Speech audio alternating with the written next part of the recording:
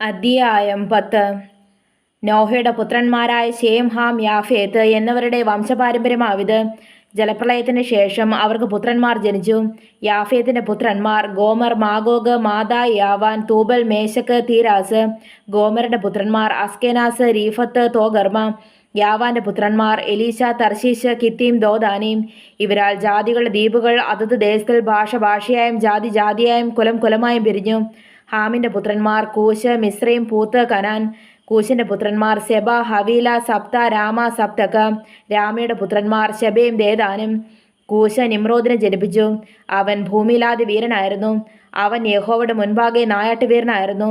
അതുകൊണ്ട് യഹോവയുടെ മുൻപാകെ നിമ്രോദിനെ പോലെ നായാട്ട് വീരനെന്ന് പഴഞ്ചൊല്ലായി. അവന്റെ രാജ്യത്തിന്റെ ആരംഭം ശിനാർ ദേശത്ത് ബാബേൽ, ഏരക്ക്, അക്കാദ്, കൽനെ എന്നിവയായിരുന്നു. ആ ദേശത്ത് നിന്ന് അശൂർ പുറപ്പെട്ടു. നിനവെ, രഹോബോത്ത് പട്ടണം, കാലഹ്, നിനവയ്ക്കും കാലഹിനും മധ്യേ മഹാനഗരമായ രേസൻ എന്നിവ പണിതു. മിസ്രൈമോ, ലുദീം, അനാമീം, ലഹാബീം, നഫ്തൂഹീം, പത്രൂസീം, കസ്ലൂഹീം ഇവരിൽ നിന്ന് ഫിലിസ്തർ ഉത്ഭവിച്ചു. കഫ്തോരീം എന്നിവരെ ജനിപ്പിച്ചു. കനാൻ തന്റെ ആദിജാതനായ സീദോൻ, ഹേത്ത്, യെബൂസൻ, അമോര്യൻ, ഗിർഗശ്യൻ, ഹിവ്യൻ, അർക്യൻ, സീനേൻ, അർവാദ്യൻ, സെമാര്യൻ, ഹമാത്യൻ എന്നിവരെ ജനിപ്പിച്ചു. പിന്നീട് കനാനി വംശങ്ങൾ പരന്നു. കനാനരുടെ അതിർ സീദോൻ തുടങ്ങി ഗരാർ വഴിയായി ഗസ വരെയും സോതോമും ഗോമോറായും അദ്മായും സെബോയിമും വഴിയായി ലാശ വരെയുമായിരുന്നു. ഇവർ അതത് ദേശത്തിൽ ജാതി ജാതിയായും കുലം കുലമായും ഭാഷ ഭാഷയായും ഹാമിന്റെ പുത്രന്മാർ. ഏബറിന്റെ പുത്രന്മാർക്കൊക്കെയും പിതാവും യാഫേത്തിന്റെ ജ്യേഷ്ഠനുമായ ശേമിനും പുത്രന്മാർ ജനിച്ചു. ശേമിന്റെ പുത്രന്മാർ എലാം, അശൂർ, അർപ്പക്ഷാദ്, ലൂദ്, അരാം. അരാമിന്റെ പുത്രന്മാർ Uz, whole, gather, Mash. Arphaxad ശാലഹിനെ ജനിപ്പിച്ചു. ശാലഹ് ഏബറിനെ ജനിപ്പിച്ചു. ഏബറിന് 2 പുത്രന്മാർ ജനിച്ചു.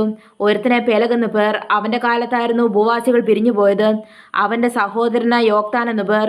യോക്താനോ അൽമോദാദ്, ശാലേഫ്, ഹസർമാവേത്ത്, യാരഹ്, ഹദോരാം, മൂസാൽ, ദിക്ല, ഓബാൽ, അബിമേൽ, ഷെബ, ഓഫീർ, ഹവീല, യോബാബ് എന്നിവരെ ജനിപ്പിച്ചു. ഇവർ എല്ലാവരും യോക്താന്റെ പുത്രന്മാരായിരുന്നു. അവരുടെ വാസസ്ഥലം മേശ തുടങ്ങി കിഴക്കൻ മലയായ സേഫാർ വരെ ആയിരുന്നു. ഇവർ അതത് ദേശത്തിൽ ജാതി ജാതിയായും കുലം കുലമായും ഭാഷ ഭാഷയായും ശേമിന്റെ പുത്രന്മാർ. ഇവർ തന്നെ ജാതി ജാതിയായും കുലം കുലമായും നോഹയുടെ പുത്രന്മാരുടെ വംശങ്ങൾ. അവരിൽ നിന്നാകുന്നു ജലപ്രളയത്തിന് ശേഷം ഭൂമിയിൽ ജാതികൾ പിരിഞ്ഞുപോയത്.